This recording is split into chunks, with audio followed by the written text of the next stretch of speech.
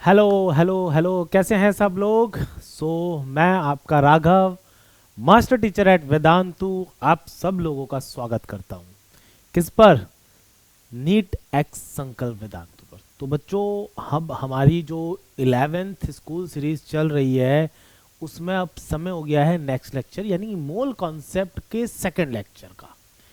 तो चलिए ज़्यादा टाइम वेस्ट ना करते हुए, क्योंकि आज का लेक्चर बहुत ज़्यादा बड़ा नहीं होने वाला, बट लेक्चर का वो इम्पॉर्टेंट पार्ट यानी कि इस पूरी केमिस्ट्री का वो इम्पॉर्टेंट पार्ट आज होने वाला है, जो कि अगर आप थर्मोडायनेमिक्स पढ़ते हो तो भी काम आएगा, अगर आप इक्विलिब्रियम पढ़ते हो तो भी काम आएगा, और ऑर्गेनिक पढ़ते हो तो भी काम आएगा। मतलब ये वो पोर्शन है जो समझ लीजिए किसी इक्वेशन को स्टडी करने के लिए बहुत ज़्यादा इम्पॉर्टेंट है। ज़्यादा टाइम वेस्ट ना करते हुए मैं तुरंत ही स्टार्ट करने जा रहा हूं। That portion is stoichiometry of reaction, means कैसे रिएक्शन प्रोसीड होती है, कितना अमाउंट, क्या ए का मतलब रिएक्टेंट्स, कोई मान लीजिए दो रिएक्टेंट्स रिएक्ट कर रहे हैं तो ए का कितना अमाउंट लगेगा, बी का कितना अमाउंट लगेगा, और उनसे सी और डी, मान लो कोई दो प्रोडक्ट बन रहे हैं तो सी और डी कितने कितने अमाउंट में बनेंगे।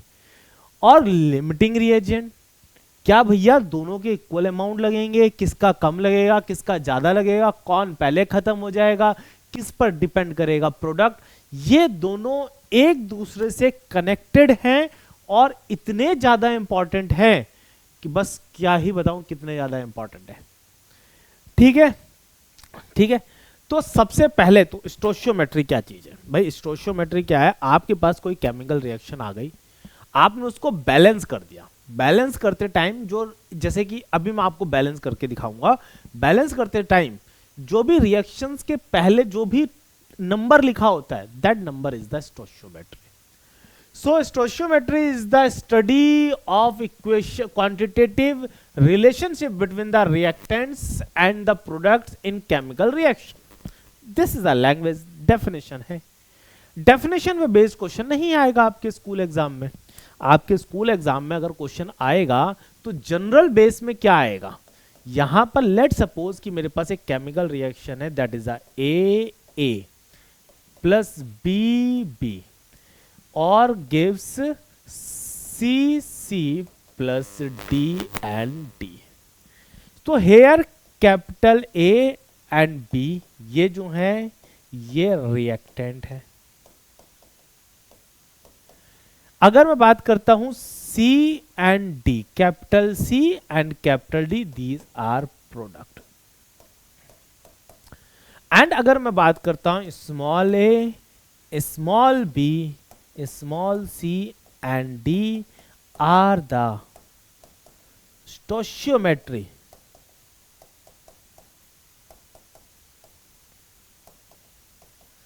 Of stoichiometry with respect to A, B, C and D respectively. Respectively. What is the meaning of this? अगर मेरे को ये एक रिएक्शन स्टडी करनी भी है तो मैं कैसे स्टडी इस रिएक्शन को करूंगा। मैं बोलूंगा बच्चों कि अगर मेरे को कोई रिएक्शन प्रोसीड करानी है समथिंग लाइक दिस, तो इस मींस यहां पर अच्छा A B C D are stoichiometry. ये ए बी सी डी क्या क्या हो सकते हैं, it can be mole, molecule, oblique atom and volume for gas. यानी कि ये क्या, ये टर्म क्या रिप्रेजेंट कर रहा है, ये ए बी सी डी क्या है, ये इस विद रिस्पेक्ट टू मोल के रिस्पेक्ट में हो सकते हैं, या फिर हम बात कर सकते हैं कि ये मॉलिक्यूल्स हो सकते हैं, एटम्स हो सकते हैं, या फिर ये वॉल्यूम हो सकता है। But in the case of gas ये मास नहीं होगा। मतलब ये नहीं बोलेंगे कि A gram of A react with B gram of B, never. हम ये जरूर बोल सकते हैं A mole of A react with B mole of B, या फिर हम ये कह सकते हैं कि अगर हम इसके बारे में बोलेंगे तो हम ये कह सकते हैं कि भैया A atoms of A react with B atoms of B, मतलब numbers, A is something number, small a is number, 1 2 3 4 5 1.5 1.2, this kind of number, this can be possible. अभी ना अगर मैं आपसे ज्यादा नहीं, अभी मैं इसे फिर से लिखता हूं, that is a plus b gives c plus d। अगर मैं इसकी बात करता हूं बेटा, तो मेरे पास यहां पर क्या आएगा, a मोल ऑफ a, एक बार मैं इसको ऐसे लिख सकता हूं, of a react with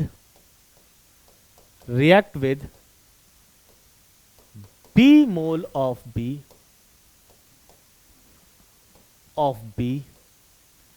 to give c moles of c and d moles of d। I can write it like this। अब ये एक तो हुआ मोल के रिस्पेक्ट में, हम ये जरूर लिख सकते हैं कि भैया हमारे पास ऐसे जरूर लिख सकते हैं ए एटम ओब्लिक मॉलिक्यूल। अब आप जो भी हो, react with A atom oblique molecule of A react with B atom, अगर ये एटम है तो एटम नंबर्स में, atom oblique molecule react with B of B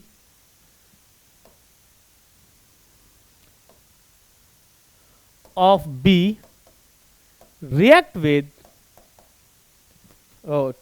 to give of B to give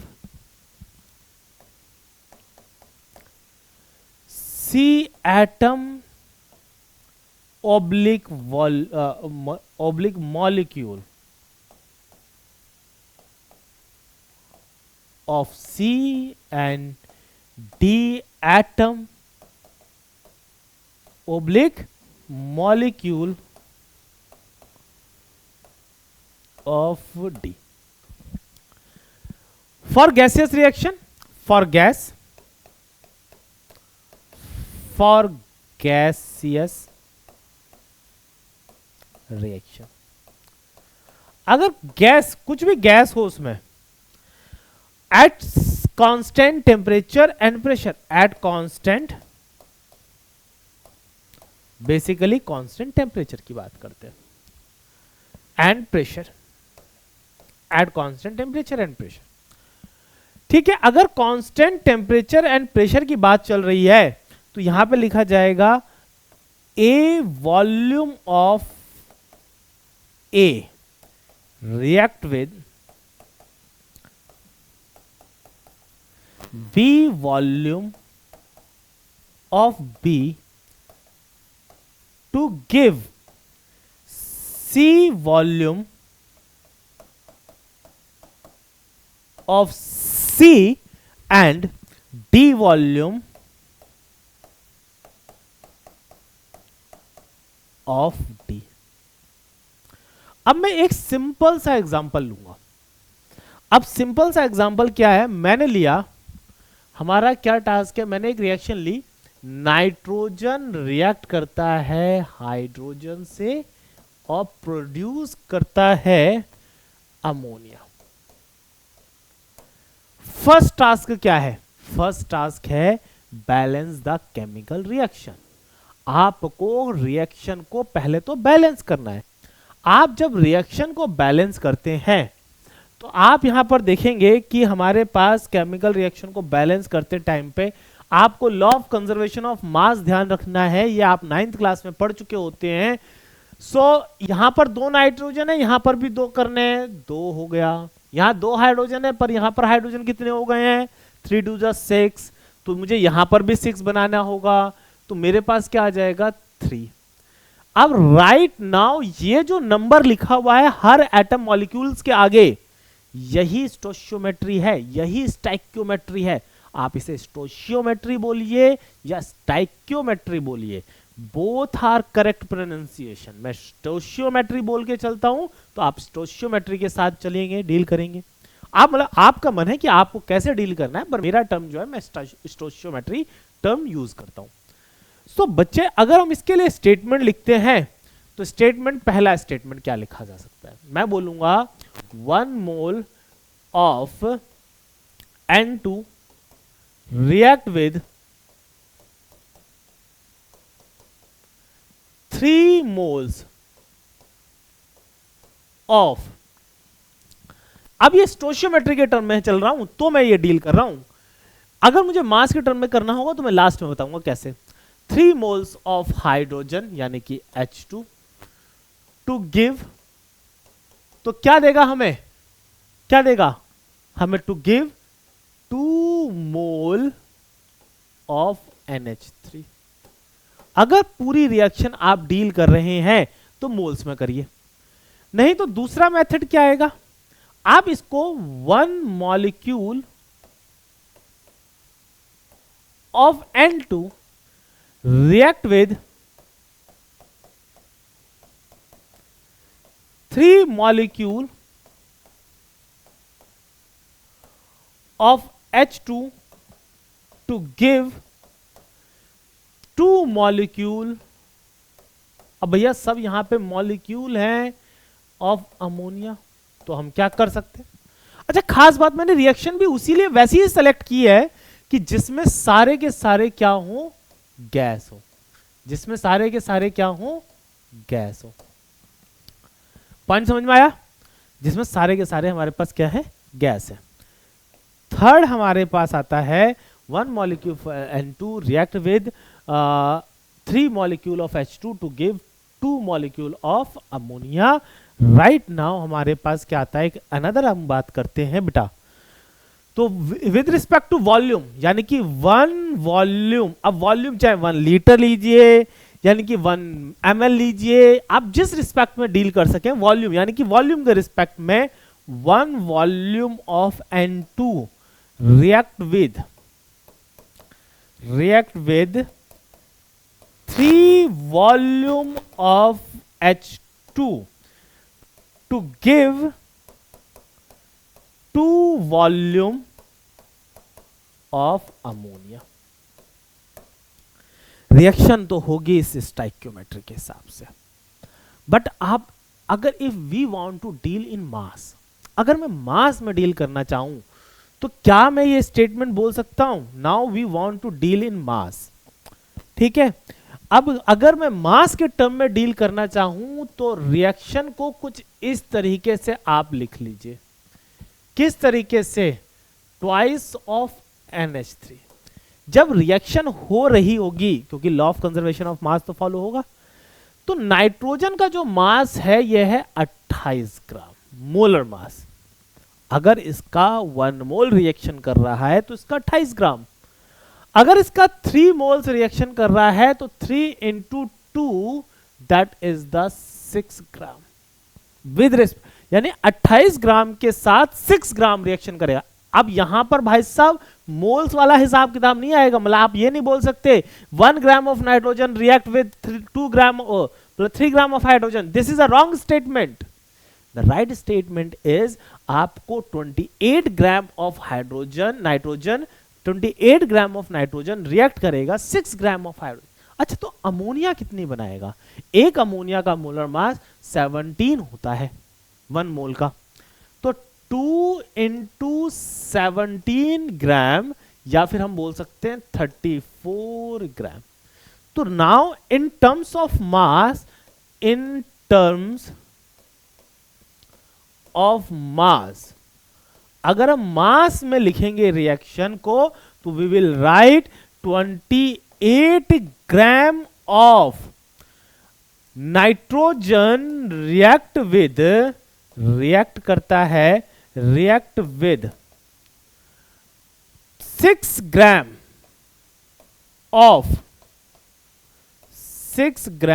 of hydrogen, यानी कि यहां फिलहाल मैं H2 लिख देता हूं टू गिव यस कितना 34 ग्राम ऑफ, हमारे पास क्या आ जाएगा 34 gram of ammonia, 34 gram of ammonia. बेटा ये चीज ध्यान रखनी है, अगर आप इसी रेशियो में, अब यहां पर वॉट वेट की बात करेंगे तो वेट का कुछ यही रेशियो चलेगा कि 28 ग्राम 6 ग्राम के साथ, फिर इसका डबल करोगे तो इसका हमारे पास क्या हो जाएगा, इसका भी डबल यानी कि 6 का डबल होगा। ठीक है, इसी रेशियो हमारे पास वेट का हिसाब किताब मिलेगा। ये जो रेशियो है या फिर जो स्टाइक्योमेट्री है जिसको समझ में आ गई, समझ लो उसके लिए मोल कॉन्सेप्ट हलवा हो गया। अरे एक यूनिटरी मेथड आप क्लास 7th 8th 9th में पढ़ते हैं, 10 रुपए की एक चॉकलेट है तो 50 रुपए की कितनी चॉकलेट होंगी, कैसे करते थे 5, सिंपल सा लॉजिक है। तो यहां पर भी कुछ वही हिसाब किताब हमें देखना है। जैसे अब ना मैं कई रिएक्शन की स्टाइक्योमेट्री आपको बनाने सिखाता हूं। फॉर हाइड्रोकार्बन एक एग्जांपल लेता हूं, मैंने लिया बच्चे मीथेन लिया और इसे मैंने ऑक्सीजन की प्रेजेंस में बर्न किया और मैंने क्या बोला, बना CO2 प्लस H2। अच्छा खास बात, अगर आप हाइड्रोकार्बन को बर्न करते हो तो कार्बन डाइऑक्साइड प्लस वाटर बनेगा। अच्छा ये ना एक इंपॉर्टेंट रिएक्शन में से एक है, इसकी बैलेंसिंग हमारे इसमें बहुत आती है। सो बैलेंसिंग क्या होता है, बैलेंसिंग का अगर हम देखते हैं तो यहां पे CH4 है, तो CH4 में हाउ मेनी कार्बन बच्चे, यहां पे CH4 में एक कार्बन है, वही कार्बन इस CO2 में कन्वर्ट होगा तो दैट शुड बी 1। अगर हम यहां पर देखते हैं CH4 हो गया, that is a hydrogen, how many hydrogen, how many hydrogen, there are 4 hydrogen. जब 4 हाइड्रोजन है तो बच्चे 4 हाइड्रोजन के रिस्पेक्ट में ये सारे के सारे हाइड्रोजन वाटर के हाइड्रोजन में कन्वर्ट होंगे। तो यानी कि यहां पे 2 लेके आऊं, भाई मुझे 4 ही तो करने हैं, 4 उधर है 4 इधर है।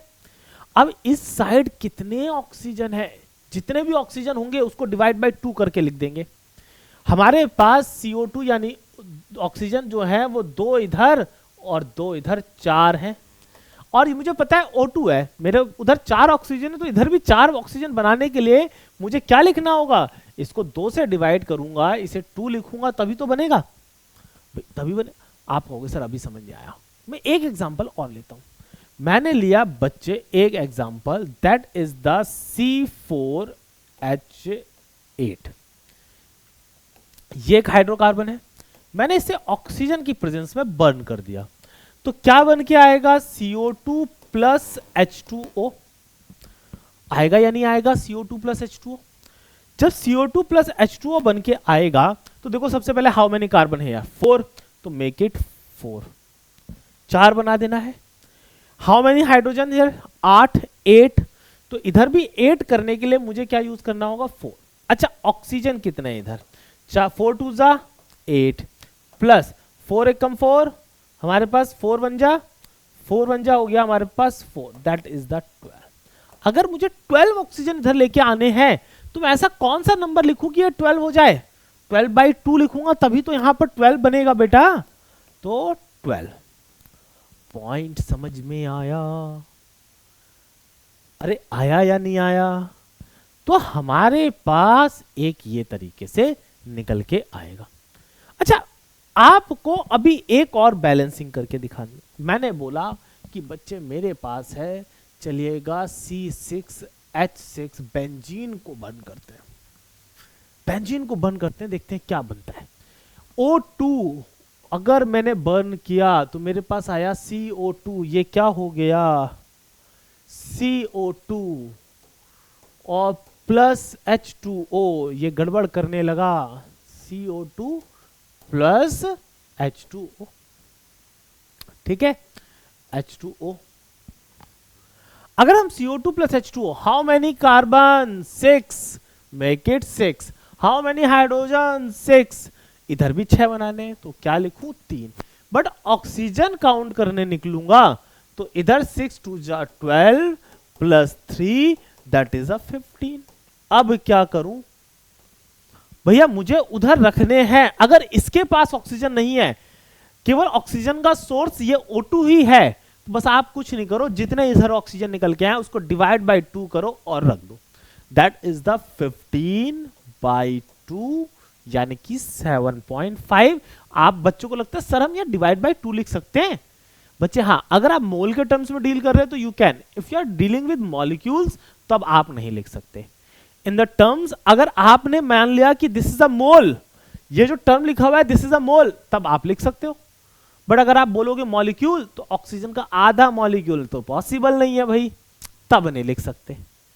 तो हम जनरली अगर ये फ्रैक्शन में लिखा हुआ कोई टर्म हमें मिल जाएगा तो इट मींस वी अंडरस्टैंड कि ये रिएक्शन जो डील हो रही है इन टर्म्स ऑफ फ्रैक्शन, यानी मोल में फ्रैक्शन में लिखी हुई मिल गई तो वी अंडरस्टैंड कि ये रिएक्शन जो डील करनी है हमें मोल्स के रिस्पेक्ट में करनी है।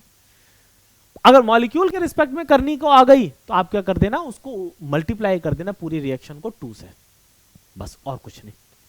राइट नाउ हम क्या करते हैं, एक सिंपल सा क्वेश्चन, अब इस स्टोइकियोमेट्री से सिंपल सा क्वेश्चन समझते हुए क्वेश्चन करते हैं। ऐसे तो काम चलेगा नहीं। अब हमारे पास एक बड़ा सा क्वेश्चन, एक एनसीईआरटी का एग्जांपल ही मैंने पिक कर लिया। बच्चों मैं जितने भी क्वेश्चंस इस सीरीज में पिक करूंगा, या तो वो पहले तो मैं मेजॉरिटी 95% चांस है कि मैं एनसीईआरटी का पिक करूंगा, या तो एक्सरसाइज का होगा या एग्जाम्पल होगा। आपको मैं लेवल दिखाना चाहता हूं कि नहीं एनसीईआरटी हल्की नहीं है, किसी भी एंगल से हल्की एनसीईआरटी नहीं है। कुछ क्वेश्चन बहुत आसान भी है तो कुछ क्वेश्चन उसके बहुत हार्ड भी है। या फिर वो दूसरा होगा एग्जाम्पलर से। सो पहला क्वेश्चन तो एकदम हलवा सा, एकदम सिंपल सा मैंने पिक किया है, और वो क्वेश्चन बोल रहा है calculate the amount of water, वो भी गैस फॉर्म में, इन्होंने लिख दिया गैस फॉर्म में, produced by the combustion of 16 gram of methane. भैया मीथेन बर्न कर रहे हैं, वो भी 16 ग्राम। जब हम 16 ग्राम बर्न कर रहे हैं तो देखो इसको डील कैसे करना है। आप पहले मीथेन का फॉर्मूला लिखिए, स्कूल एग्जाम में आया, आपने लिखा ANS, फिर मीथेन का फॉर्मूला लिखा, गैस लिख देना भैया, प्लस O2, फिर से गैस लिख देना भैया, क्योंकि भैया गैसियस फॉर्म में है। फिर इसके बाद अगर हम बात करते हैं तो ये बनाता है CO2 प्लस H2O, इसको बैलेंस कर देना, गैस लिख देना भैया, यहां पर वाटर गैस ही बना रहे हैं यहां पर, तो वैसे तो गैस कोई फर्क पड़ता नहीं है, आप इसको बैलेंस कर दीजिएगा। तो यहां पर एक कार्बन है तो दैट शुड बी, अगर हमारे पास लिखेंगे तो 1 CO2। How many hydrogen, there are 4 hydrogen, तो दैट शुड बी 2। अच्छा यह रिएक्शन अगर हमारे पास, अगर हम पूरी बैलेंस कर देते हैं तो 2 और 2 4, दैट शुड बी 2। अब मैं ना क्या, पहले रिएक्शन होगी किसमें, स्टोइकियोमेट्री में। अगर इसका 1, अब मैं वर्ड्स में बोल रहा हूं, मैं लिख नहीं रहा हूं, ध्यान से सुनिएगा। 1 मोल CH4 अगर रिएक्ट करते हैं 2 मोल्स ऑफ O2 से, सो वो देता है 1 mole of CO2 and 2 mole of H2O। 1 mole of CO2 and 2 moles of H2O। तो सॉल्यूशन में हमारे पास क्या आएगा, अगर हम इसकी बात करते हैं तो यहां पर आता है, देखो 1 मोल का वेट कितना है, 16 ग्राम। इसका 1 मोल का वेट होता है 32 ग्राम। हमारे पास 1 मोल का वेट होता है 32 ग्राम, और वो क्या हो जाएगा, अगर हम इसका देखेंगे तो 2 इंटू, भाई एक ऑक्सीजन का 16, O2 का 32 यानी 32, तो 2 इंटू 32 दैट इज द 64 ग्राम। अगर मैं इसकी बात करता हूं यहां पर बेटा, तो यहां पर इसका मास कितना आएगा, 1 मोल का मास निकल के आएगा 44 ग्राम। और अगर इसकी बात करता हूं तो एक वाटर मॉलिक्यूल का होता है मास 18, तो यहां पर जो निकल के आएगा दैट इज द 36 ग्राम। बस यहीं से सॉल्व हो गया। हमें क्या मिला, 16 ग्राम ही हम बर्न करना चाहते थे और 1 मोल का वेट ही 16 है। इट मींस जो डाटा कहता है कि if you are burning the 16 gram CH4 it will produce 36 gram of H2O। आपको इतने ही ग्राम मिलेगा। बस आप नीचे लैंग्वेज में लिख देंगे कि ऑन बर्निंग द 16 ग्राम या on burning the on combustion of 16 gram of methane 36 gram of water will form. आपने लिख दिया बस वर्ड्स में, आंसर 2 नंबर तो पूरे के पूरे। चलिए बच्चे अब थोड़ा सा हम क्वेश्चन का उसी का second version, how many moles of methane are required to produce 22 gram after the combustion आइएगा। या तो पूरी रिएक्शन आप मोल्स में डील कर लीजिए। मुझे पता है कि CH4 को बर्न करते हैं तो रिएक्शन ये बनती। अब मैं तो बार बार यार पता चली गया है ना, गैस प्लस H2O। अब मेरे पास साइड में, आप साइड में कैलकुलेशन कर लेंगे। आप इतना लिख देंगे, आपके पास बैलेंस केमिकल रिएक्शन है 1 मोल और ये 1 मोल। आपको पता है कि if 1 mole of CO2 is produces, तो उसके लिए 1 mole of CH4 is required. भाई स्टोइकियोमेट्री बता रही है भाई। तो मेरे पास क्या करना है, N of CO2 find out करना है। N ऑफ CO2 कितना है 22। भाई मास, मोल का फॉर्मूला क्या होता है, mass of substance divided by molar mass. तो हमारे पास 22 divided by 44 that is a 1/2 that is अ 0.5। सो आप सिंपल सा यूनिटरी मेथड लगाएंगे कि हमारे को 1 mole CO2 is required will produce, या to produce 1 mole of CO2 1 mole of CH4 is required. 1 mole CH4 is required so that अगर मेरे को हाफ मोल, यानी कि मेरे पास हाफ मोल ही तो मुझे प्रोड्यूस करनी है भाई, तो 0.5 मोल्स ऑफ CO2 प्रोड्यूस करने के लिए 0.5 moles of CH4 is required. That is your answer. नीचे लैंग्वेज में इतना सा लिख देंगे टू प्रोड्यूस 16। अब क्योंकि यार यहां पर आप वर्ड्स में लिखा हुआ था 22 gram, to produce 22 gram of CO2 0.5 moles of CH4 is required। बस आप इतना लिख देंगे। कुछ पल्ले पड़ रहा है, कुछ जा रहा है या दिमाग में, कुछ समझ में आया?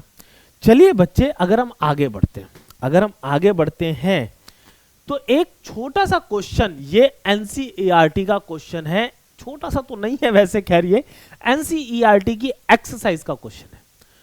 What they say, calculate the amount of carbon dioxide that could be produced when. They are asking amount. अब यार अमाउंट आप मोल्स में लिखना चाहते हैं या मास में लिखना चाहते हैं?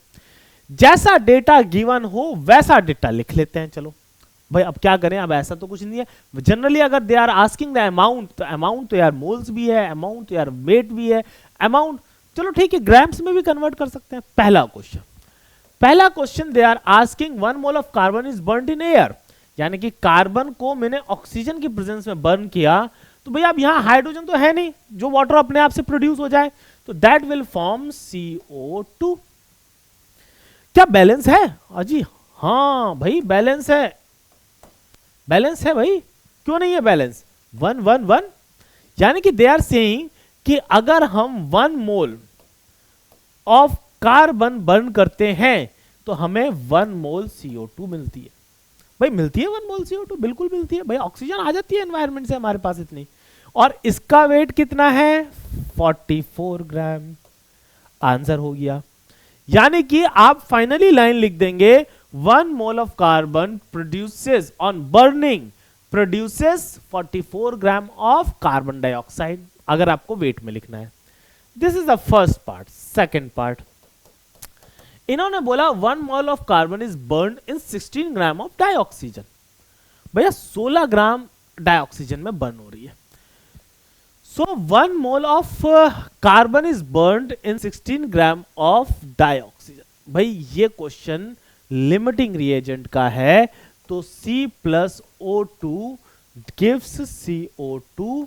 तो wait and watch, wait for limiting reagent, wait आऊंगा मैं इसी में वापस आऊंगा, wait for limiting reagent, limiting reagent के लिए वेट करिए। Similarly 2 moles of carbon are burned in 16 gram of dioxide। this question is also belong to the limiting reagent। अभी तक ये हुआ स्टोइकियोमेट्री वाला पार्ट। अब इस स्टोइकियोमेट्री की एप्लीकेशन लिमिटिंग रिएजेंट में करते हैं। चलिए पहले हम लिमिटिंग रिएजेंट को ही समझ लेते हैं, ज्यादा टाइम ना वेस्ट करते हुए। हमारे पास एक बड़ा प्यारा सा डायग्राम में, सबके मुंह में पानी आ गया होगा, आइसक्रीम है। हमारे पास एक आइसक्रीम बनाने का प्रोसीजर ये लिखा हुआ है। क्या लिखा हुआ है? एक आइसक्रीम बनाने का प्रोसीजर ये लिखा हुआ है। अब एक आइसक्रीम मुझे बनानी थी तो मुझे 2 स्कूप आइसक्रीम चाहिए थे, बिल्कुल ऐसे भर भर के, ठीक है। फिर उसके बाद एक चेरी चाहिए थी उसके ऊपर टॉप पर रखने के लिए, और मुझे एक 50 ml का चॉकलेट सिरप चाहिए जो आइसक्रीम के ऊपर मैं डाल दूं सो दैट मजा आ जाए। सो एक आइसक्रीम बनाने के लिए मिनिमम एक हमारे पास, ठीक है, इन्होंने क्या लिखा है? Sundae analogy, an ice cream sundae analogy for limiting reaction, यानी कि एक मुझे आइसक्रीम का कप बनाना है बेसिकली। सो एक मतलब 2 आइसक्रीम स्कूप, एक चेरी, एक 50 ml यानी 50 ml की चॉकलेट सिरप चाहिए, और उससे एक आइसक्रीम बन गए। अब हमारे पास जब हम बाजार में गए तो हमारे पास 1 स्कूप, 2 स्कूप, मतलब अभी हमारे पास फ्रिज में कितना पड़ा है? 3 scoop, 4 scoop, 5 scoop, 6, 7, 8। How many cherry? 1, 2, 3, 4, 5, 6। हमारे फ्रिज में 8 स्कूप, 6 चेरी और 50 ml यानी ओवरऑल 100 ml मेरे पास क्या है? हमारे पास चॉकलेट सिरप है। अब मैं आइसक्रीम बनाना चाहता हूं। मैंने इन दोनों का इस्तेमाल, इसका इस्तेमाल और इसके ऊपर वाले पोर्शन का इस्तेमाल करके एक ये बना दी। फिर मैंने इसका इस्तेमाल तो कर लिया था, इसका इस्तेमाल, इसका इस्तेमाल, ये भी इस्तेमाल कर लिया था, ये भी इस्तेमाल कर लिया, अब बाकी बचा हुआ ये भी इस्तेमाल कर लिया, इसका भी इस्तेमाल कर लिया था, खत्म हो गया, ये बना दी। अब राइट नाउ मैं आइसक्रीम बनाने जा रहा हूं, तो क्या मैं पूरी कंप्लीट आइसक्रीम बना सकता हूं? अब मेरे को आइसक्रीम बनाने के लिए आइसक्रीम तो है, स्कूप आइसक्रीम तो है, जितने स्कूप मुझे चाहिए, चेरी भी है, बट मेरे पास चॉकलेट सिरप खत्म हो गया। तो बच्चे जब चॉकलेट सिरप हमारे पास खत्म हो गया तो क्या मैं कंप्लीट आइसक्रीम बना सकता हूं? आप कोई कहेगा सर हम आधी भी खा लेंगे। अरे तो आधी खा लो भाई, पर अभी कॉन्सेप्ट समझना है और हमें पूरी बनानी है आइसक्रीम, हम पूरी बनाए बिना नहीं रुक सकते। तो क्या आइसक्रीम मैं बना पाऊंगा? नहीं, ये आइसक्रीम नहीं बन पाएगी। यानी कि जो चीज पहले खत्म हो गई उसने, या फिर ये समझ लो जो हमारे पास इंग्रेडिएंट थे उसमें से कोई इंग्रेडिएंट अगर खत्म तो रिएक्शन रुक गई। ये क्या प्रोसीजर रुक नहीं जाएगा? रुकेगा या नहीं रुकेगा? सिमिलरली मैंने एक एग्जांपल और लिया। मुझे एक मतलब सैंडविच बनाने के लिए 2 ब्रेड की स्लाइड लगती है और एक चीज लगता है। मुझे सैंडविच बनाने के लिए 2 ब्रेड की स्लाइड और एक चीज टोस्ट लगता है। अब मेरे पास 28 स्लाइडेड यानी 28 स्लाइड्स हैं और मेरे पास 11 चीज टोस्ट है। अब मैं कितने सैंडविच बना सकता हूं? मैंने पहला सैंडविच बनाया, बन गया, तो पहला रोक गया। ऐसे करते करते करते करते मेरे पास 11 सैंडविच के लिए 22 ब्रेड टोस्ट लगेंगे। अगर मैंने तो 11 सैंडविच में सक्सेसफुली बना सकता हूं। अच्छा, how many slides are left? भैया में से 22 यूज हो गई थी, 28 में से 28 ब्रेड स्लाइड्स लेफ्ट। क्या इन 28 स्लाइड्स से मिलाकर मैं ब्रेड बना, वो टोस्ट बना सकता हूं, सैंडविच बना सकता हूं? बस सैंडविच का मेन इंग्रेडिएंट दोनों है, स्लाइस भी और सैंडविच भी, सॉरी स्लाइस, ब्रेड की स्लाइस भी और चीज की स्लाइस भी। अगर दोनों में से कुछ भी खत्म हो जाता है तो वो प्रोसेस रुक जाएगा, बट जिसकी वजह से वो प्रोसेस रुका है उसी को बोलते हैं लिमिटिंग रिएजेंट। ये चीज ध्यान रखिएगा। अब इसको अगर लैंग्वेज में डील करना है सो हमारे पास लैंग्वेज में कुछ इस तरीके से हम बोलते हैं कि limiting reagents are substance that are completely consume in the completion of a chemical reaction. They are also referred as a limiting agent or limiting reagent. ऐसी चीज जब कुछ हम बना रहे थे। अच्छा एक बात बताओ, यहां पर जो 11 सैंडविच बने हैं, अगर हमारे पास 11 ही चीज स्लाइस है तो 11 सैंडविच बने। डिसाइड किसने किया? हु डिसाइडेड कि 11 सैंडविच बनेंगे? जो चीज कम थी। सिमिलरली हमारे पास कितने हमारे पास आइसक्रीम बन सकती है? Complete ice cream. कंप्लीट आइसक्रीम बनाने के लिए सिरप ने डिसाइड किया, अगर ये चॉकलेट सिरप और होता तो क्या हम और आइसक्रीम नहीं बना सकते थे? बिल्कुल बना सकते थे। बट इसने डिसाइड किया कि भैया मेरे पास तो 2 ही आइसक्रीम बनाने का सब्सटेंस है, अमाउंट है, तो मैं तो 2 ही आइसक्रीम बनाने में हेल्प करूंगा, बस रुक गई बननी हुई आइसक्रीम। पॉइंट समझ में आ गया? तो हमारे पास जो मेन चीजें हैं, अब इसको हमारी केमिस्ट्री में अप्लाई कैसे करना है? अप्लाई कुछ नहीं, बस एक आपको क्या करना होता है कि एक यूनिटरी मेथड को अप्लाई करना होता है। जैसे मेरे पास अगर मैं बोलूं, अब आपको मैं एक एग्जांपल लेके समझाता हूं। लेट सपोज मैंने एक एग्जांपल लिया, मैंने एक बीकर लिया, अभी आपने इस बीकर में मैंने क्लोज करके रख दिया और इस बीकर में मैंने N2 ऐड करा प्लस H2 ऐड करा। ठीक है, मैंने N2 ऐड कर दिया, मैंने H2 ऐड कर दिया, बट जब मैंने N2 ऐड किया तो N2 के मैंने कर दिए 10 मोल। अब 10 क्या इक्वल मोल रखते हैं तो 9 मोल रख देते हैं। और H2 के भी मैंने कितने मोल रख दिए? 3 मोल, सॉरी 9 मोल्स। दोनों के 9 मोल्स मैंने रख दिए। अब बच्चों एक बात बताइए, मैंने रख तो दिए, बट हमारे को रिक्वायरमेंट क्या है? मैंने बोला भैया हमारी जो रिएक्शन चलती है वो चलती है कुछ इस तरीके से, ट्वाइस ऑफ अमोनिया। मैंने बोला हमारा डेटा ये कहता है, आप किसी भी एक रिस्पेक्ट में स्टार्ट कर दीजिए, हमारा डेटा ये बोलेगा कि 1, पहले तो बैलेंस करनी है भैया, बिना बैलेंसिंग के कोई नहीं आएगा। हम बोलेंगे कि 1 मोल N2 के लिए, आप वैसे तो रफली आइडिया इतना लग जाता है, मुझे लग जा रहा है, आप कहोगे आप सर आप तो टीचर हो इसलिए आपको पता चल जाएगा, मैं आपको कैलकुलेशन, मैंने बोला कि 1 मोल N2 के लिए, 1 मोल N2 के लिए अगर रिएक्शन के हिसाब से देखा जाए तो मुझे चाहिए 3 मोल H2। But this is a since वाला पार्ट, यानी कि हमारे पास एक्चुअल में 1 नाइट्रोजन के कितने मोल्स हैं? मेरे पास नाइट्रोजन के मोल्स हैं बच्चों 9। ठीक है, तो 9 के लिए कितना चाहिए? 9 मोल ऑफ N2 के लिए कितना चाहिए? तो मैं देखूंगा 1 के लिए 3 चाहिए तो 9 के लिए 27 मोल। ये मुझे रिक्वायर्ड है, ये मुझे चाहिए कि अगर मैं चाहता हूं कि 9 मोल अगर N2 मुझे कंज्यूम कराना है तो मुझे 27 मोल ऑफ H2 चाहिए, पर हमारे पास है नहीं। हमारे पास कितने हैं? Do we have the 27 moles of H2? नहीं, वी डोंट हैव। सो हमारे पास जब नहीं है, so we have only, we have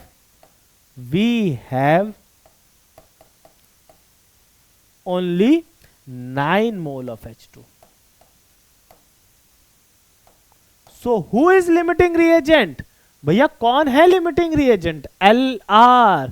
LR का मीन्स लिमिटिंग रिएजेंट।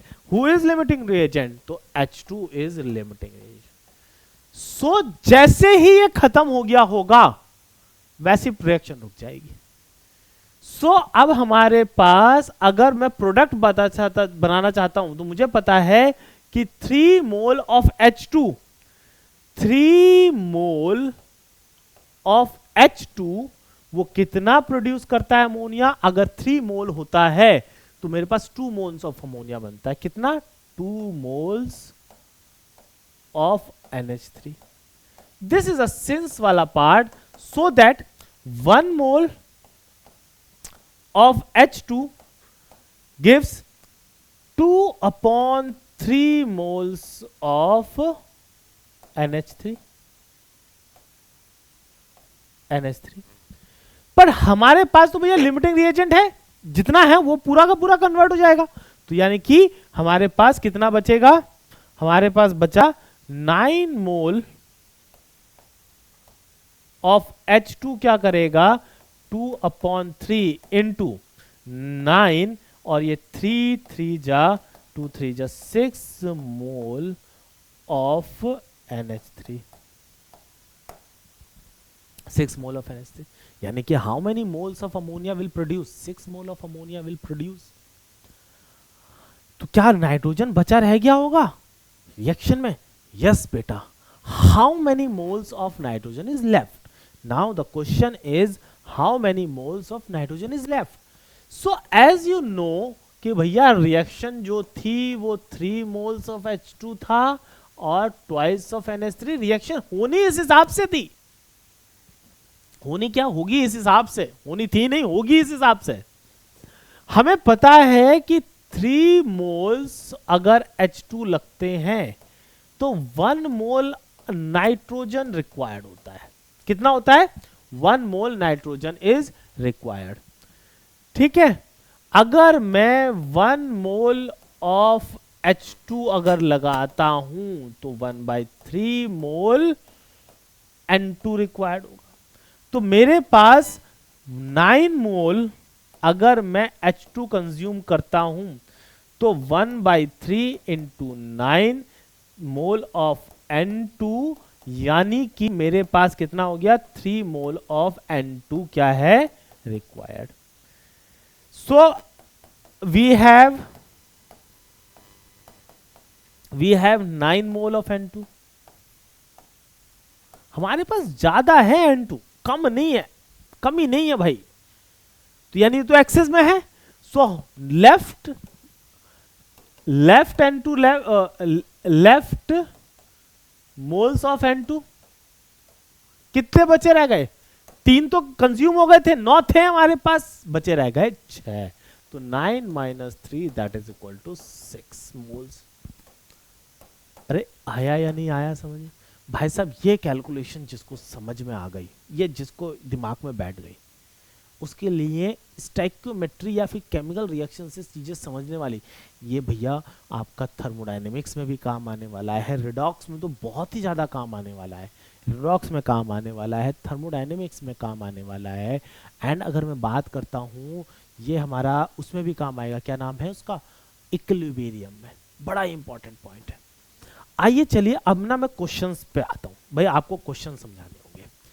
तो जैसे कि इसमें से 2-3 एग्जांपल मैं करता हूँ। Identify the limiting reagent if any in the following reaction mixture. So मैं सबसे पहले फर्स्ट पे आता हूँ। मैंने बोला रिएक्शन हो रही है A+B2 गिव्स AB2। तो इन्होंने बोला identify the limiting reagent if any in the following reaction mixture. तो 300 atoms of A 200 molecules of B के साथ रिएक्शन करते हैं। मुझे पता है यहां पर 1 और ये 1 लिखा है। 1 एटम ऑफ ए किससे रिएक्ट कर रहा है? 1 मॉलिक्यूल ऑफ बी 2। बस यही तो होगा भाई साहब। तो ये तो सिंस वाला पार्ट हुआ। मेरे पास कितना दिया हुआ है इन्होंने? 300 एटम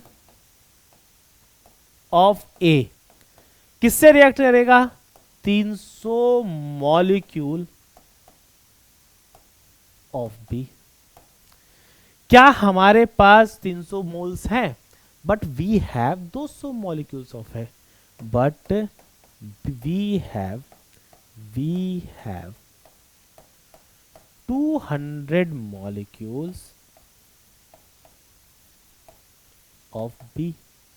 सो क्या हमारे पास, हमें जरूरत थी 300 की, हमारे पास कितने हैं? 200। तो कमी किसकी है? B2 की। यानी हु इज लिमिटिंग रिएजेंट? बड़े बड़े शब्दों में आप लिख दीजिए who is limiting reagent? LrB2 हो गया। सिमिलरली अगर हम आगे बढ़ते हैं, भाई हमारे पास 2 moles of A 3 mole B, हमारे पास 3 मोल ऑफ B। अब यहां पे B2 कर लेना, क्योंकि ये B2 से नहीं करोगे तो फिर भाई वो कैलकुलेशंस हमारी गड़बड़ कर देंगी। मैं यहां B2 के रिस्पेक्ट में समझा रहा हूं, क्योंकि ये B2 के रिस्पेक्ट में पूछेगा। मॉलिक्यूल ऑफ B2, ये मॉलिक्यूल लिखा हुआ है, ठीक है। 2.5 मोल्स ऑफ B2, यहां पर सब जगह ये B2 कर लीजिएगा। हाँ ठीक है, यहां पे सब जगह B2 कर लीजिएगा, B2 के रिस्पेक्ट में है। अच्छा, अगर B2 नहीं होगा, आप कहोगे सर मिसप्रिंट तो नहीं है, मतलब ये तो है, मतलब बी, अगर आप बी के रिस्पेक्ट में चलेंगे, हमारे पास B2 के रिस्पेक्ट में आप चलेंगे तो ज़्यादा सही रहेगा। ठीक है, रिएक्शन को अगर हम लिखते हैं कुछ ऐसे, आप यहां पर क्या करेंगे, सेकेंड ऑप्शन, हमारे पास 2 मोल ऑफ ए, यानी कि A प्लस 2B2, वो B2, तो गिव्स AB2। हमारे पास जब हम करेंगे तो यहां पर जो क्वेश्चन आता है ये आएगा भाई, इसका 1 मोल इसके 1 मोल से करेगा B2 के, तो डेफिनेटली बच्चों 2 मोल ऑफ A और 3 मोल्स ऑफ B2, तो यानी कि हु इज लेस, हमारे पास ये कम है, तो ये कम है तो A is the limiting reagent. Second case में A इज द लिमिटिंग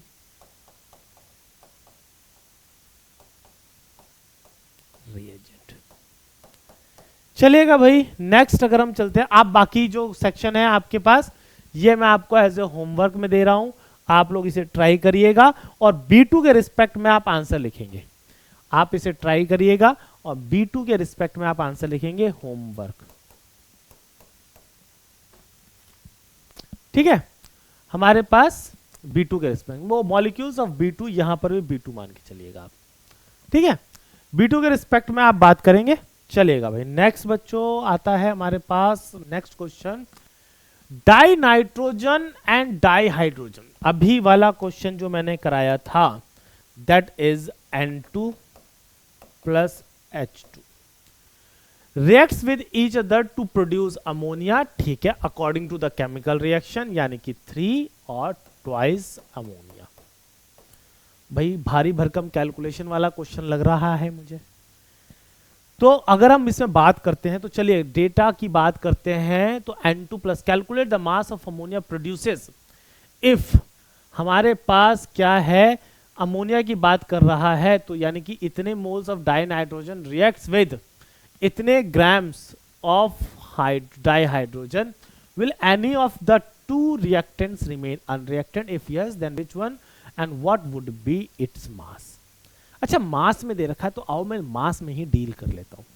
मैंने बोला बच्चों इसका मास निकल के आता है 14 ग्राम, इसका आएगा ओवरऑल 3 इंटू 2 दैट इज 6 ग्राम, और इसका आता है 2 into 17 that is 34 gram.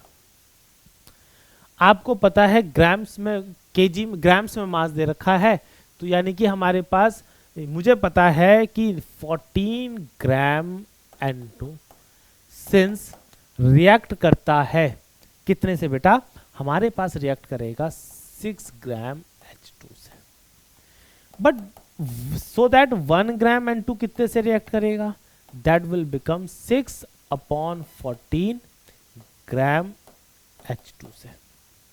But how much grams of die nitrogen we have nitrogen का मास 2000 ग्राम, सो 2000 ग्राम N2 रिएक्ट कितने से करेगा, 6 अपॉन 14 इंटू 2000, 7 आएगा, 1000 आएगा, तो यानी कि 6000 डिवाइडेड बाई 7। आप इसका सिंपलेस्ट रेशियो निकालिएगा। आप इसे सॉल्व करते हैं तो ये जाएगा 7 अट्ठे 56 8। मैं इसको डिवाइड कर ही देता हूँ कैलकुलेटर से। अगर हम इसको कैलकुलेटर से कैलकुलेशन कर देते हैं तो जल्दी हो जाएगा, फास्ट हो जाएगा। That is 6000 divided by 7, that is 857.14 gram of H2 is required. हमारे पास कितना बचना रह जाएगा, कितना रिक्वायर्ड है, इतना H2 रिक्वायर्ड है। We have 1000 gram of H2। देखने में लगता है हाइड्रोजन नाइट्रोजन तो ज्यादा है, हाइड्रोजन कम है, लिमिटिंग रिएजेंट हाइड्रोजन होना चाहिए। पर भैया लिमिटिंग रिएजेंट कौन, हमें जरूरत है इतने ग्राम ऑफ हाइड्रोजन की, बट हमारे पास है इतने gram. So who is limiting reagent, who will finish first.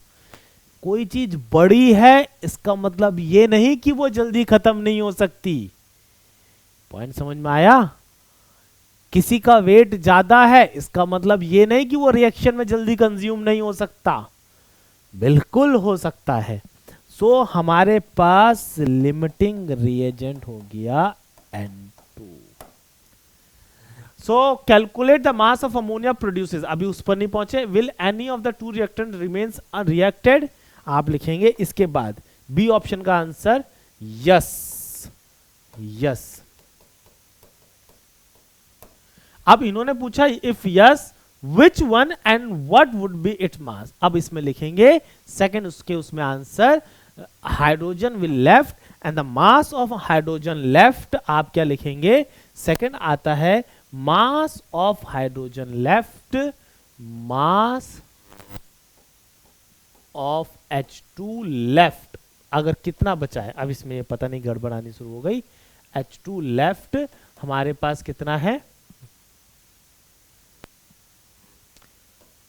Left that is H2। अगर हमारे पास लेफ्ट की बात करते हैं 1000 माइनस कितना था बेटा पिछले पेज पर, दैट इज 857.14, 857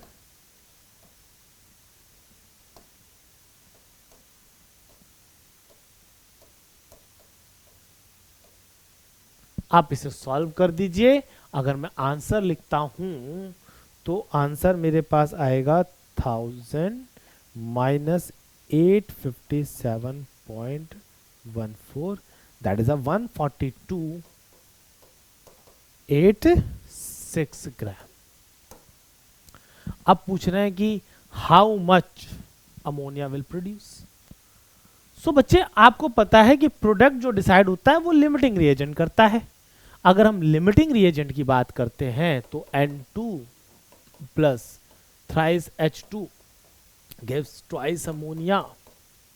तो यानी कि हमारे पास ये 28 ग्राम ये 34 ग्राम को प्रोड्यूस कर रहा है। आप कहोगे सर ज्यादा कैसे प्रोड्यूस, अरे हाइड्रोजन कंबाइन हो रही है ना भाई, हाइड्रोजन कंबाइन हो रही है। सो आप यूनिटरी मेथड लगाएंगे, 28 ग्राम N2 प्रोड्यूस करता है 34 gram ammonia. So that 1 gram N2 कितना करेगा, 1 ग्राम N2 करेगा 34 डिवाइडेड बाय 28 ग्राम अमोनिया। सो मेरे पास भैया था कितना, ये था मेरे पास 2000 ग्राम।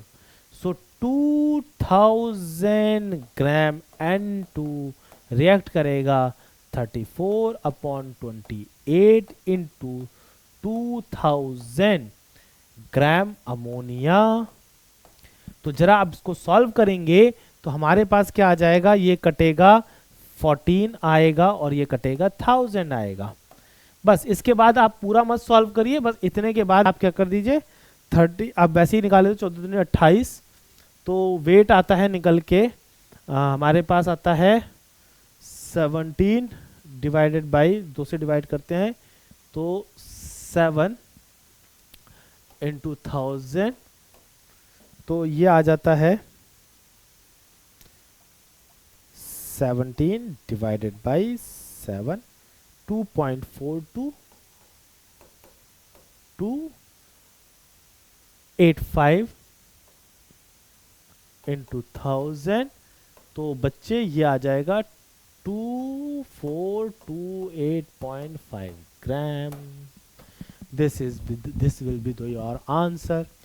तो बच्चे लिमिटिंग रिएजेंट वाला कुछ हिसाब किताब ऐसे।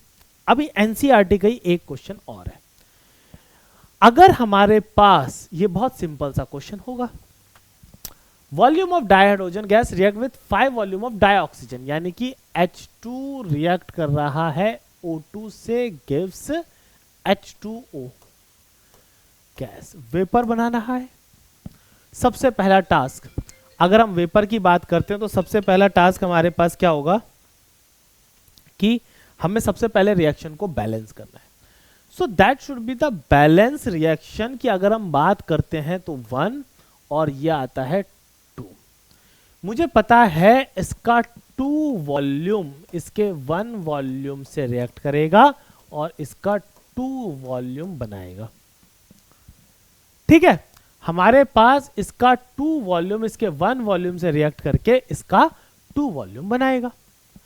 सो बेटा अगर हम देखते हैं, अगर हम यहां पर इसको देखते हैं तो ध्यान से देखिएगा, इन्होंने 10 वॉल्यूम दे रखा है dihydrogen to gas 5 volume of dioxygen. चलो आओ, मुझे पता है कि 2 वॉल्यूम ऑफ H2 रिएक्ट करता है 1 वॉल्यूम ऑफ O2, ये हम बात कर रहे हैं सिंस।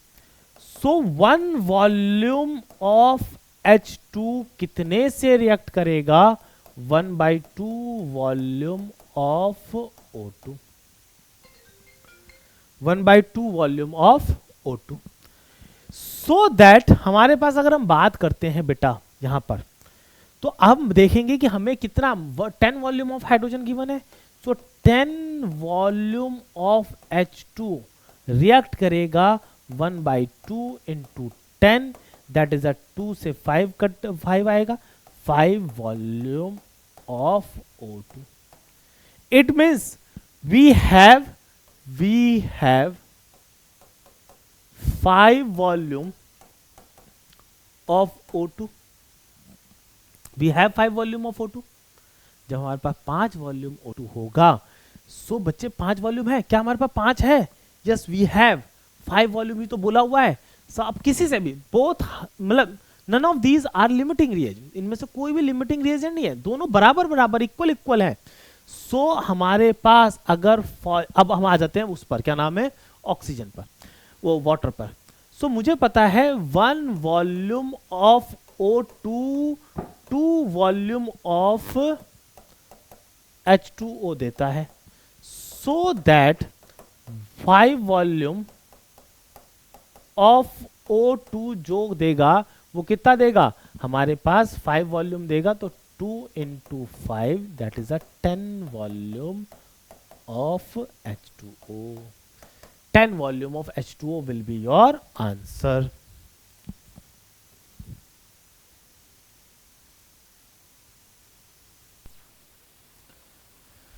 चलिए बच्चे अब हम बात करते हैं नेक्स्ट क्वेश्चन की। तो नेक्स्ट क्वेश्चन क्या कह रहा है? नेक्स्ट क्वेश्चन ये कह रहा है calcium carbonate reacts with aqueous HCl। अब यहां एक्वस सॉल्यूशन का इन्वॉल्वमेंट आना शुरू हो गया है, तो एक्वस सॉल्यूशन के केस में कैसे सॉल्व करें? Aqueous solution, aqueous HCl to give CaCl2 and CO2 according to the reaction, और रिएक्शन इन्होंने नीचे लिख दी है।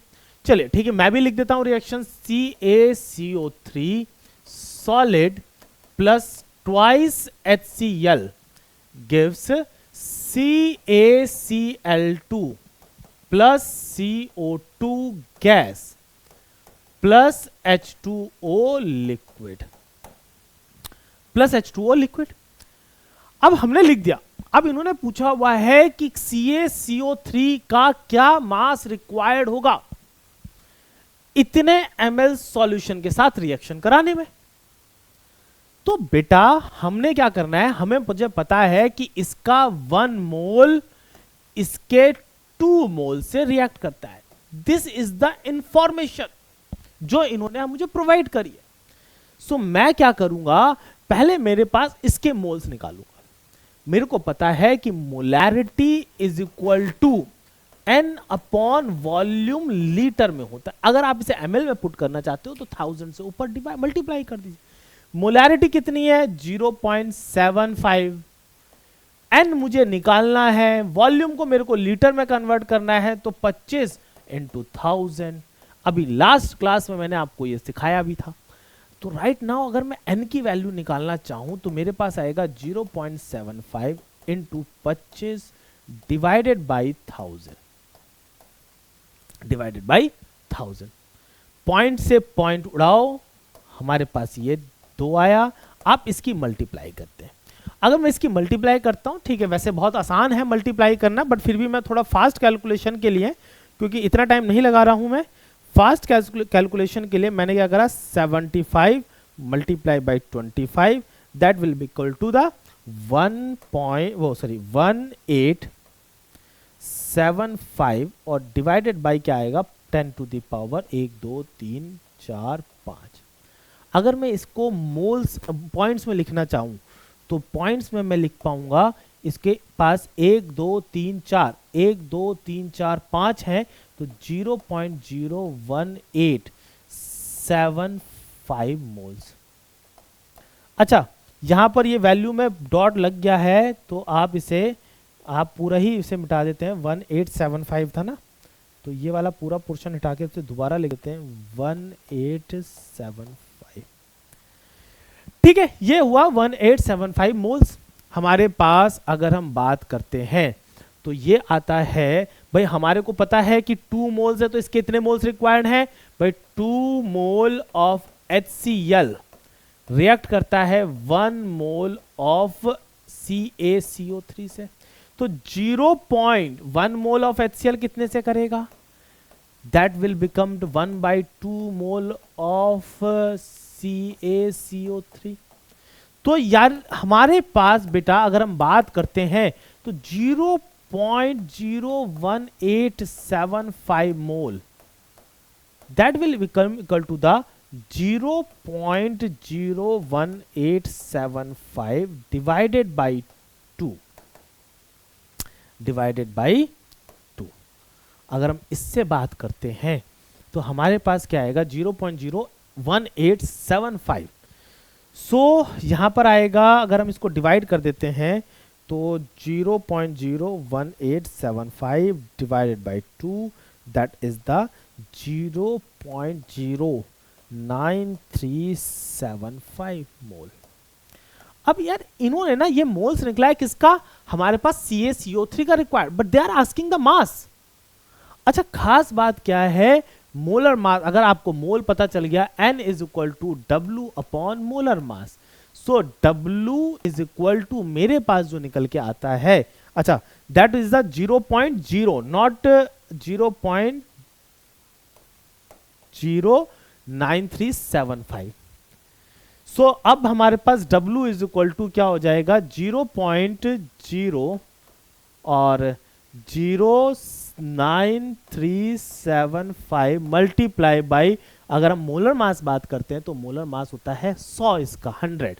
तो आप इसे सॉल्व करेंगे तो मेरे पास आंसर आता है 0.9375 ग्राम। यानी कि हमारे पास इतने के साथ रिएक्ट करने के लिए 0.9375 ग्राम ऑफ कैल्शियम कार्बोनेट की रिक्वायरमेंट होगी। पॉइंट समझ में आया? एनसीईआरटी का क्वेश्चन है, कहीं और का नहीं है। चलिए बच्चे, एक क्वेश्चन हमारे पास और है। हमारे पास क्वेश्चन ये बोल रहा है कि chlorine is prepared in a laboratory by treating manganese dioxide, यानी कि manganese dioxide 4HCl plus MnO2 solid. अगर हमारे पास सॉलिड और क्या बनाते हैं 2H2, बैलेंस रिएक्शन इन्होंने दे रखी है plus Cl2। So how many grams of HCl, मतलब अब ग्राम्स में डील चल रही है, इन्होंने ग्राम्स में बोला है। यार ग्राम्स में पूछा है तो चलो मैं पहले तो Mn का मोलर मास बताऊंगा आपको। Mn का मोलर मास होता है 55, ऑक्सीजन का मेरे पास कितना होता है 32, तो O का होता है 16 होता है, तो 16, तो MnO2 का कितना निकल के आएगा 55 और 32, 5 और 2 7 और 8 87 ग्राम। अच्छा, HCl का कितना होता है हमारे पास, HCl होता है बच्चों HCl, आपको लास्ट क्लास में इसलिए मैंने याद करवाया था, मैंने कहा याद करके रखिएगा, दैट इज द 1 प्लस 35.5 और दैट इज बिकम क्या हो जाएगा 1 प्लस 35.5 तो 36.5 ग्राम, 36.5 ग्राम। बच्चे हमारे पास HCl का ग्राम मोलर मास ये रहा 36.5 ग्राम। सो यार यहाँ पे 4 टाइम्स है, तो यानी कि 4 इंटू 36.5, अगर आप इसका 4 से मल्टीप्लाई करते हो तो 4 पंजे 20, 2 आएगा कैरी, 4 छिंग 24 और 2 26, 6 2 4 3 12 और 2 146। आइए मैं क्रॉस चेक भी कर देता हूँ इसको एक बार कैलकुलेटर से, कहीं गलतियाँ ना हो जाए, फिर बना चला गलती हो जाएगी तो 36.5 दैट इज 146। यस, उसका आंसर आया 87 ग्राम। मेरे पास डेटा ये बोलता है कि अगर 87, this is a since gram of H2 MnO2 react करता है बेटा कितने ग्राम ऑफ HCl से, 146 ग्राम ऑफ HCl से। सो बेटा अगर ये 1 ग्राम से रिएक्ट कराना होगा तो MnO2 that will become 146 divided by 87 gram HCl।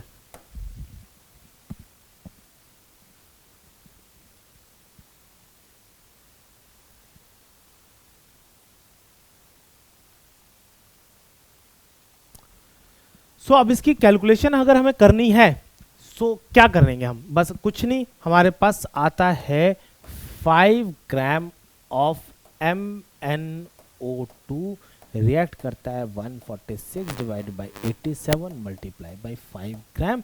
मैं कैलकुलेटर से कैलकुलेट करके आपको जल्दी से आंसर बता देता हूं, अदरवाइज आप क्रॉस चेक कर सकते हैं। 146 multiply by 5 that will equal और डिवाइडेड बाय 87 तो 8.39 ग्राम। आप कहोगे सर क्या हमारे स्कूल एग्जाम में ऐसे ही क्वेश्चन आएंगे? नहीं बच्चे, स्कूल एग्जाम में तो ऐसे क्वेश्चन थोड़ा सा नहीं आते हैं, क्योंकि स्कूल एग्जाम में मैंने अक्सर देखा है कि काफ़ी लेवल जो है वो इजी रहता है। बट ये एनसीईआरटी के क्वेश्चंस थे, पता चला किसी स्कूल में ऐड कर दिया, कह दिया भैया एनसीईआरटी का ही तो क्वेश्चन है, हम क्या करें, तो उस केस के लिए मैंने ये क्वेश्चंस करा दिए। वरना इससे पहले जो इजी वाले क्वेश्चन थे जनरली वो क्वेश्चन स्कूल एग्जाम में आते हैं। तो बच्चे आज का लेक्चर हम यहीं तक रोकेंगे। सो आज का लेक्चर कैसा लगा आप प्लीज कमेंट बॉक्स में कमेंट करके बताइएगा, और प्लीज आप इस वीडियो लेक्चर को लाइक करिए, शेयर करिए और चैनल को सब्सक्राइब करिए। तो आज का लेक्चर हम यहीं पे रोकते हैं। अगली क्लास का टारगेट मैं आपको बता देता हूं। अगली क्लास में हम लॉ ऑफ केमिकल कॉम्बिनेशंस को पढ़ेंगे और इंपीरिकल फॉर्मूला वाला क्वेश्चन जो कि स्कूल एग्जाम का मोस्ट फेवरेट क्वेश्चंस में से एक है। तो चलिए मिलते हैं गाइस नेक्स्ट क्लास में। सी यू, बाय बाय।